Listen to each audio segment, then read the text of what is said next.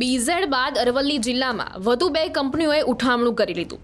જિલ્લામાં પોન્જી સ્કીમનો રાફડો ફાટ્યો છે, ત્યારે મોડાસામાં બે કંપનીઓ ઉઠામણું કરીને ફરાર થઈ ગઈ। મોડાસા બાયપાસ રોડ પર આવેલી ઓમટેક અને એઆર કન્સલ્ટન્સીએ ઉઠામણું કરી લીધું, જેના કારણે રોકાણકારોને કરોડો રૂપિયાનો ચૂનો લાગ્યો છે। બીઝેડ સ્કેમ બાદ સંચાલકો પુરાવાનો નાશ કરી ભૂગર્ભમાં ઉતરી ગયા હતા, ત્યારે હવે વધુ બે કંપનીના શટરને તાળા મારી સંચાલકો ફરાર થઈ જતા રોકાણકારોમાં ખળભળાટ મચી ગયો છે। આ કંપનીઓ રોકાણકારોને 5 થી 22% સુધી વ્યાજ આપતી હોવાની લોકમુખે ચર્ચા છે।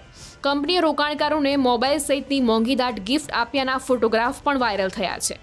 ન્યૂઝ 18ની ટીમ મોડાસાના બાયપાસ રોડ પર આવેલી ઓમટેક કંપની ખાતે પહોંચી અને તપાસ કરતા કંપનીની ઓફિસના શટરને તાળું જોવા મળ્યું। બીઝેડ ફાઇનાન્શિયલના મહા મોટા કૌભાંડ બાદ અનેક પોન્જી સ્કીમો ચલાવતી જે કંપનીઓ છે તે રાતોરાત ઉઠમણું થઈ ચૂક્યું છે। ખાસ કરીને મોડાસા શહેરમાં અનેક આ પ્રકારની કંપનીઓ ચાલતી હતી, જેમાંથી આપણે હાલ હાજર છીએ બાયપાસ મોડાસા રોડ કે જ્યાં વંદે માતરમમાં ઓમટેક નામની કંપની ચાલતી હતી। આપ જોઈ શકો છો કે કંપની અદ્યતન બનાવવામાં આવી હતી, અહીં બોર્ડ પર મારવામાં આવ્યા હતા, જે હવે કાઢી લેવામાં આવ્યું છે। રાતોરાત જે પ્રકારે બીઝેડ સામે કાર્યવાહી થયા બાદ રાતોરાત અહીંના જે સંચાલકો છે તે ભૂગર્ભમાં ઉતરી ગયા છે। જે પ્રકારે સૂત્રોએ કહ્યું છે પ્રમાણે દિવસનું 1% વ્યાજ એટલે કે મહિનાના 22%થી લઈને 30% સુધીનું વ્યાજ આ કંપની ચૂકવતી હતી। અનેક રોકાણકારો સલવાયા છે, કરોડો રૂપિયા લોકોના સલવાયા છે, પરંતુ રોકાણકારો સામે તો નથી આવ્યા, પરંતુ સંચાલકો પણ ગાયબ થઈ ચૂક્યા છે। તમામ પુરાવાનો નાશ કરી ઓફિસો ખાલી કરી અને ભૂગર્ભમાં ગયેલા જે સંચાલકો છે તે ક્યાંક ને ક્યાંક કરોડોનું કૌભાંડ કરી ચૂક્યા છે। ત્યારે સીઆઈડી પોલીસ તેના સુધી પહોંચે છે કે નહીં તે જોવું રહ્યું।